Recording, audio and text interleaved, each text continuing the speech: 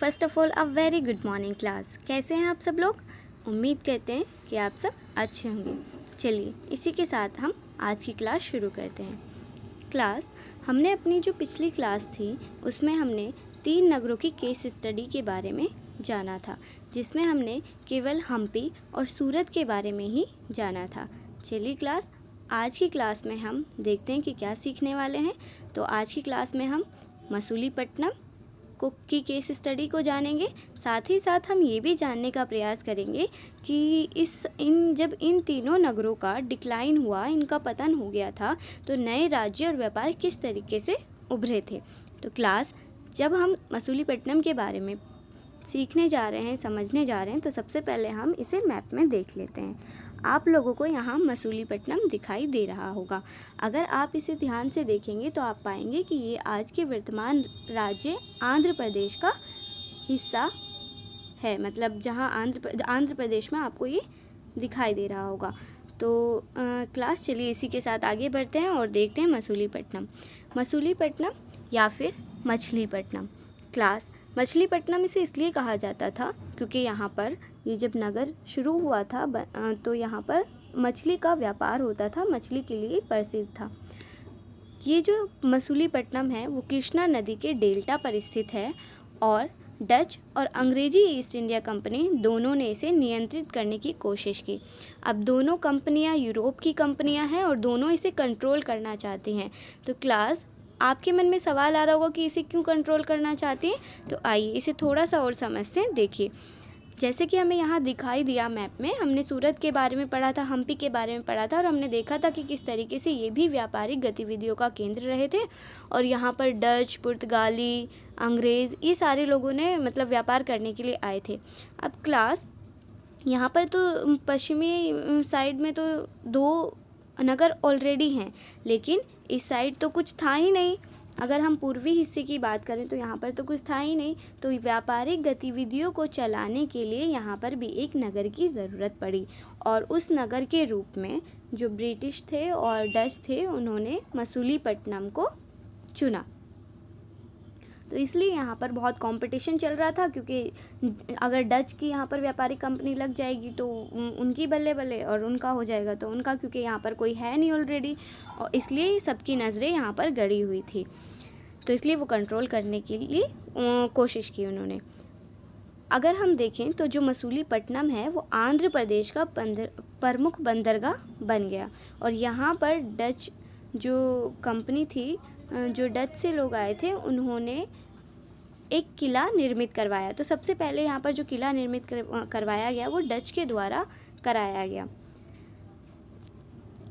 Class अगर हम देखें तो यहाँ पर हम देखेंगे कि क्योंकि यहाँ पर कंट्रोल कर रहे हैं, तो यहाँ के जो शासक थे, गोलकुंडा के जो शासक थे, कुतुबशाही थे। अब वो ये सारी चीज़ें देख रहे थे। वो तो अगर वो यहाँ के राजा हैं तो वो तो नहीं चाहेंगे कि बाहर से आकर कंपनियाँ और हमारे यहाँ को कंट्रोल कर लें।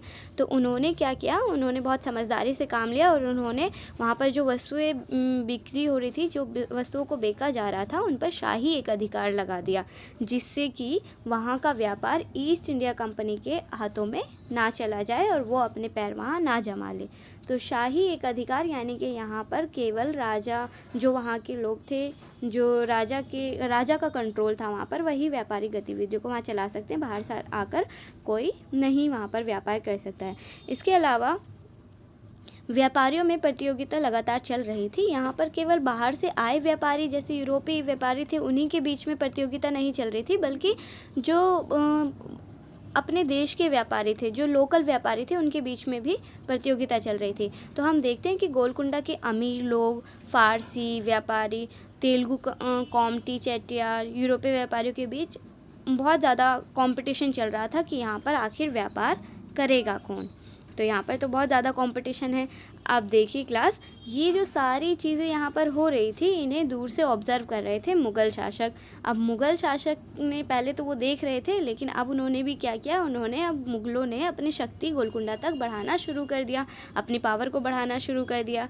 और मुग़लों के सूबेदार मीर जुमला, जो कि खुद एक सौदागर थे, उन्होंने क्या किया, उन्होंने जो डच कंपनी थी और अंग्रेज़ी कंपनी थी, उनको आपस में भिड़ाना शुरू कर दिया। अब मतलब उन्होंने ये सोचा कि ये दोनों कंपनियां आपस में ही लड़कर मरकर मतलब ख़त्म हो जाएंगी और फिर हम इसमें आराम से क्या कर लेंगे, हम अपना शासन यहाँ पर कर सकते हैं। और फिर 1686 से 87 तक हम देखते हैं कि औरंगज़ेब गोलकुंडा को मुगल साम्राज्य में मिला लेते हैं। तो इस तरीके से हम देखते हैं कि यहाँ पर जो व्यापारी आ रहे थे उनके सामने बहुत सारी समस्या और चुनौतियाँ आ रही थी। तो अब वहाँ के जो व्यापारी होंगे वो क्या करेंगे क्लास, वो दूसरे विकल्पों की खोज करेंगे। मतलब यहाँ पर तो उनकी दाल नहीं गल पा रही है तो वो दूसरे तरफ जाएंगे। तो दूसरे उन्होंने यूरोपीय कंपनियों को अब राजनीतिक, प्रशासनिक, व्यापारिक भूमिका अदा करने की ज़रूरत महसूस हुई। ठीक है, तो उन्होंने सोचा कि अब दूसरी तरफ भी देखा जाए क्योंकि यहाँ पर तो कुछ हो नहीं रहा है। अब यूरोपीय कंपनियों के सामने अन्य विकल्प ढूंढने की समस्या खड़ी हो गई और उन्होंने ये भी महसूस किया कि यहाँ पर सिर्फ हम व्यापारिक नहीं बल्कि हमें प्रशासनिक, राजनीतिक अपनी मजबूत पकड़ बनानी होगी। और इसके लिए उन्होंने बम्बई, कलकत्ता और मद्रास को चुना। तो आपको मैप में दिखाई दे रहा होगा तीनों, बॉम्बे, कलकत्ता, मद्रास। तो यहाँ पर उन्होंने जो व्यापारी व्यापार करने के लिए यहाँ पर चले गए।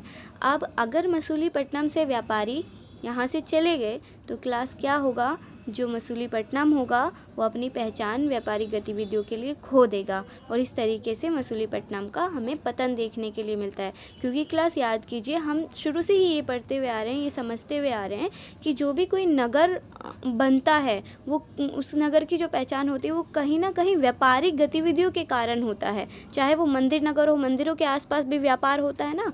तो किसी भी नगर के सर्वाइव करने के लिए, उसका अस्तित्व होने के लिए वहाँ पर व्यापार होना बहुत ज़रूरी है।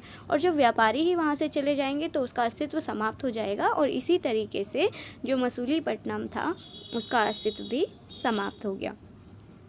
अब हमने ये जाना कि जो हमारे तीनों नगर थे, जो हमने केस स्टडी की कि हम्पी, सूरत और मसूलीपट्टनम, हम देखते हैं कि धीरे धीरे उनका जो होता है वो धीरे धीरे उनका पतन होना शुरू हो जाता है। तो अब अगर उनका पतन हो गया है तो नए नगर आएंगे।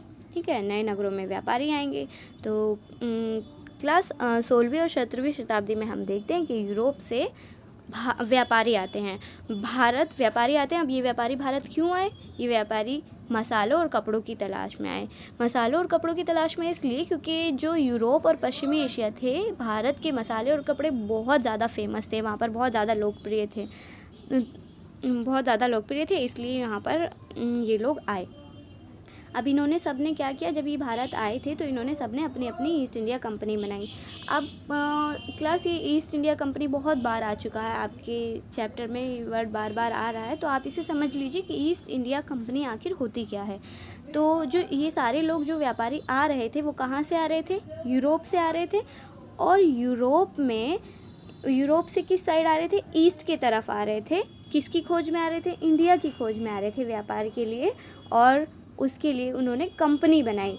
तो इस तरीके से देखा कि ईस्ट इंडिया कंपनी बनाई ईस्ट में आने के लिए, इंडिया की खोज में। तो आप चाहें तो देखेंगे कि ब्रिटिश ईस्ट इंडिया कंपनी है, फ्रेंच ईस्ट इंडिया कंपनी है, डच ईस्ट इंडिया कंपनी है। आई होप क्लास कि आपको ये बात समझ आ गई होगी कि ये ईस्ट इंडिया कंपनी आखिर है क्या। चलिए, अब इसके अलावा अगर हम बात करें तो ये जो बाहर से व्यापारी आ रहे हैं, सिर्फ यही व्यापारी हमारे यहाँ पर नहीं थे। अभी हमारे देश के भी बहुत जाने माने व्यापारी मौजूद थे जो दिग्गज थे उस टाइम के। तो हम देखते हैं कि भारतीय व्यापारियों में मुल्ला अब्दुल गफूर और वीरजी वोरा ने बड़ी संख्या में जहाज़ों के साथ यूरोपीय कंपनियों के साथ प्रतिस्पर्धा की। अब पहले से अगर यहाँ पर व्यापारी हैं और बाहर से व्यापार करने आएंगे तो हमें तो बुरा लगेगा ना, तो हम क्या करेंगे, उनको कॉम्पिटिशन देंगे। ठीक है, तो दोनों के बीच में, भारतीय व्यापारियों और यूरोपीय कंपनियों के बीच में जमकर कंपटीशन हुआ। लेकिन क्लास ये जो कंपटीशन होता है इसमें जो अंग्रेज़ लोग होते हैं वो सफल हो जाते हैं। अब उनके सफल होने का कारण ये है कि जहाज़ तो हमारे व्यापारियों के पास भी बड़े पैमाने पर थे और यूरोपीय कंपनियों के पास भी, लेकिन जो यूरोपीय कंपनियों के पास जहाज़ थे वो नौसेना से लैस थे, मतलब उनके पास नेवी पावर थी। तो उसके बल पर वो जीत जाते हैं। और इस प्रकार हम देखते हैं कि ये जो यूरोपीय कंपनियां हैं वो व्यापारिक रूप से तो उभर कर आते ही हैं, साथ साथ व्यापारिक के साथ साथ ये राजनीतिक शक्ति के रूप में भी उभरने लगते हैं। जैसे कि हम देखेंगे आगे आने वाले चैप्टर में ये क्या करेंगे, बंगाल में वहाँ के जो राजा होते हैं उनको हरा देंगे और वहाँ के उस पर शासन पर कब्जा कर लेंगे। तो इस तरीके से ये राजनीतिक रूप में भी कहीं ना कहीं उभर कर आते हैं। अब अगर ये सारी चीज़ें हो रही हैं और बाहर से व्यापारी कंपनियां आ रही हैं तो हमारी जो वस्तुएं उनमें तेज़ी से उनकी मांग बढ़ जाएगी, और अगर मांग बढ़ेगी तो जो काम होता है वो भी बढ़ जाएगा। जैसे कि कताई, बुनाई, रंगाई, इनमें बहुत तेज़ी से क्लास विस्तार होने लगा। लेकिन अब एक समस्या हमारे शिल्पजनों के पास आई। समस्या ये आई कि जो हमारे शिल्पजन थे उनकी स्वतंत्रता घटने लगी, क्योंकि शिल्पजन पेशगी प्रणाली पर वो काम करने लगे थे। अब ये शिल्पजन पेशगी प्रणाली क्या है, तो ये यूरोपीय एजेंटों ने स्टार्ट की थी एक ऐसी प्रणाली जिसमें ये पेशगी देते थे हमारे शिल्पजन को। पेशगी मतलब एडवांस पेमेंट किया करते थे, एडवांस में पैसे दे दिया करते थे कि लो ये एडवांस है तुम्हारे काम का और तुम हमारे लिए ही काम करो। अब शिल्पजन शुरू में उन्हें समझ नहीं आया, शुरुआत में तो वो बहुत खुश थे कि हाँ ठीक है हमारे काम का एडवांस में हमें पैसे मिल रहे हैं, लेकिन धीरे धीरे ये उनके लिए समस्या बनता चला गया। समस्या इसलिए बनता चला गया क्योंकि जो यूरोपीय एजेंटों से उन्होंने पैसे लिए थे अब उन्हें उसके लिए उनकी अनुसार ही काम करना पड़ता था, और यूरोप के एजेंटों के लिए कपड़ा बुनना होता था और उन्हीं के द्वारा निर्धारित किए गए डिज़ाइन उनकी मांग के अनुसार बनने पड़ते थे। तो इस तरीके से हम देखते हैं कि कहीं ना कहीं जो शिल्पकार थे उनकी आज़ादी घटने लगी और वो अपनी मर्ज़ी से अब काम नहीं कर सकते थे। एक तरीके से वो उनके स्लेव के रूप में बन गए। ठीक है, अब उन्हें उन्हीं के लिए काम करना है। तो ये एक बहुत बड़ी जो समस्या थी उनके सामने आई। अब क्लास हमने देखा कि नए नगरों का विकास हो रहा था, तो नए नगरों के रूप में बम्बई, कोलकाता और मद्रास का 18वीं शताब्दी में उदय हुआ। ये जो तीनों नगर हैं ये आज भी बड़े महानगर के रूप में मौजूद हैं वर्तमान में भी, और आज भी बहुत महत्वपूर्ण हैं। इन नगरों को यूरोपीय कंपनियों ने 2 हिस्सों में बांट दिया, पहला ब्लैक टाउन्स, दूसरा वाइट टाउन्स। अब ये जो ब्लैक टाउन्स था, ब्लैक टाउन्स में ऐसे लोग रहते थे जो देशी कारीगर थे। देशी मतलब जो भारतीय कारीगर थे, भारतीय कारीगर और शिल्पकार को ब्लैक टाउन्स में स्थानांतरित कर दिया गया। वाइट टाउन्स किसके लिए होंगे? वाइट टाउन्स वाइट मैन्स के लिए होंगे, यानी कि अंग्रेज़ों के लिए होंगे। तो उन्होंने क्या किया, उन्होंने मद्रास में हम देखते हैं कि बड़े मतलब शानदार कोठियाँ अपने लिए बनवाई।